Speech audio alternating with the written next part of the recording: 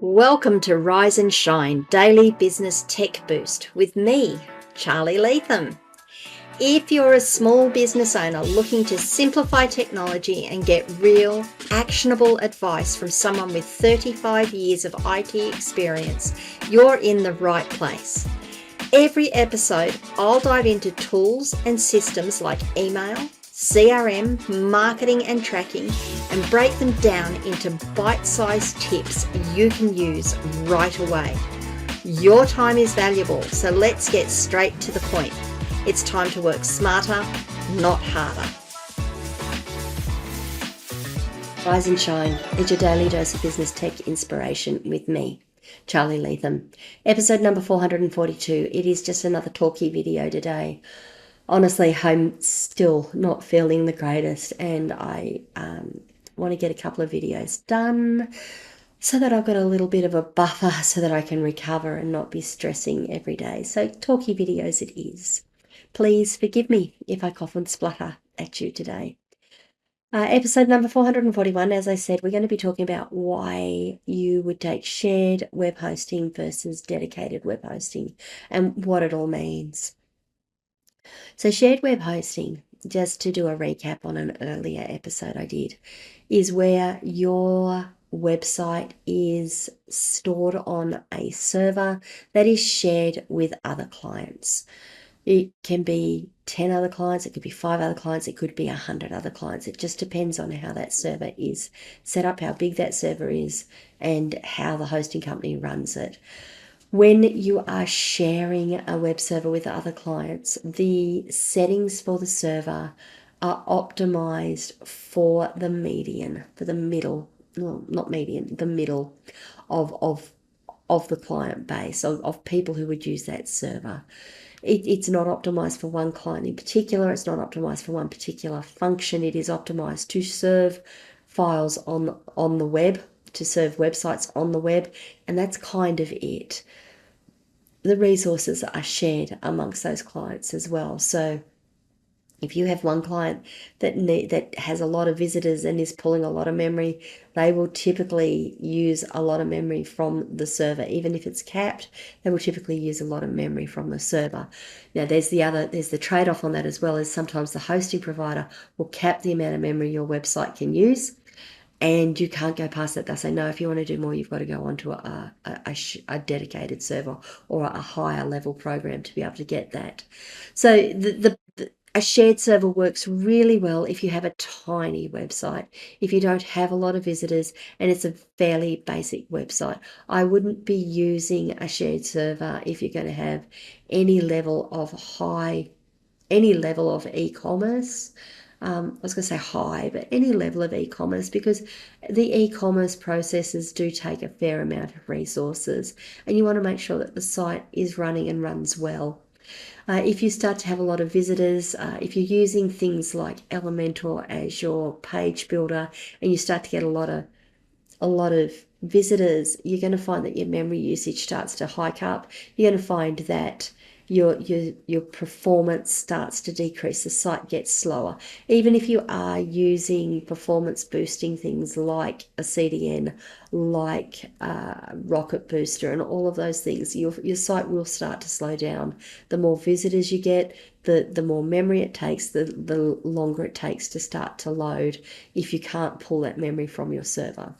So shared servers absolutely have their place. I do have clients who are on shared servers. Sorry. The next one is a dedicated server, and why you would use a dedicated server. A dedicated server is the next step up. Now you've got to get, the next one is a dedicated server, and a dedicated server isn't just a dedicated server. There are levels within your dedicated servers. You can have an absolutely totally dedicated server all to yourself. That means that you own the tin that it's on.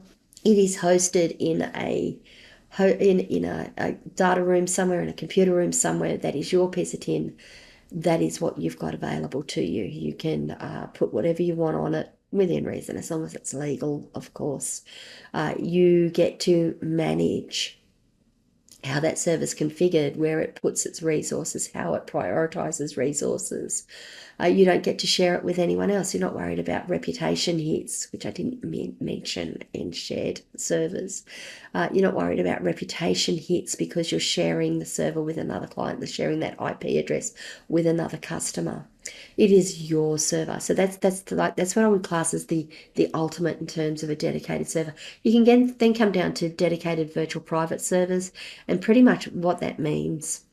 I'm probably gonna muff this description somewhat, but if you can imagine, you've got a box that's got blades in it, and they take one of those blades and they section it out, and that's a virtual private server, and that's for you. They take a piece of hardware and they divide that hardware up into individual servers.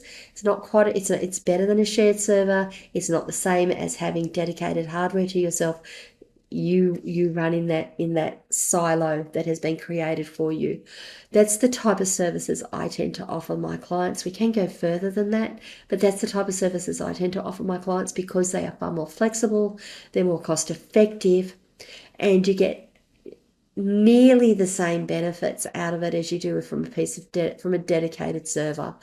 Where the differences come is if you want to update. If you want to update or upgrade your virtual private server, it's a lot easier to upgrade your virtual private server to the next one. If you want to upgrade a dedicated piece of hardware server, you've got to go and get a new piece of hardware, and you are paying hundreds of dollars a month for that. Whereas a virtual private server, you're probably paying under $100 a month for the lower level offerings. The benefits of the virtual private servers, though, is that you also of virtual VPSs, virtual private servers, and dedicated servers, is that you can get in, you can configure the settings on your servers to best suit your needs. I have clients that I've gone in and I've tweaked database settings, and I've tweaked PHP settings, and I've got in and I've done calculations as to how much memory the site needs to be able to allocate for every session that comes in. We can actually manage that. You get much better performance out of a VPS than you do out of a shared server generally. Some of you are going to say, but my shared server works perfectly well. That's great and fantastic. Like I said, generally, I do talk in generalistic terms here. So VPS or a dedicated server is probably where I would put 80% of my clients now. Unless they've got a really tiny site and they're just starting out, I would put them on their own VPS. That way we can manage them. The other benefit of that is if the server goes down, it's typically just your instance, or your instance may not be affected if so-and-so's instance goes down or the next person's instance goes down. You may stay running while other people are having problems. If it is just your instance that goes down, we have flexibility then in terms of taking backups and restoring backups. Now, our backups are only run once a week. We do rely on our clients to run their backups and keep them off-site as well. And we can take those off-site backups and we can restore your server based on the settings we've got and get you up and running fairly quickly. Whereas if you're on a shared server, you are kind of stuck until they get that whole shared server up and running. So there's some things to consider. Depending on where you go, the price difference between shared and dedicated can be light years, and it might not be as well. I know I try to keep my base level VPSs just slightly more expensive than my shared, because I think you get a better benefit out of going to the VPS. I get better support options for you, so I can make some savings there. And I really feel that you deserve to get the benefit of a VPS over a shared server. Okay, so there's some things to think about. I do offer hosting services, as you've probably gathered. You can head to my website and find those there. If this video has, do you have any questions or comments, please leave them wherever you're watching or listening to this video. If this video has been of use to you, if this podcast has been of use to you, please hit the like button. That will help. And And if you haven't already, please subscribe to the channel, ring the notification bell so you find out when I drop more content. Thanks, guys, and I'll see you all tomorrow. Bye.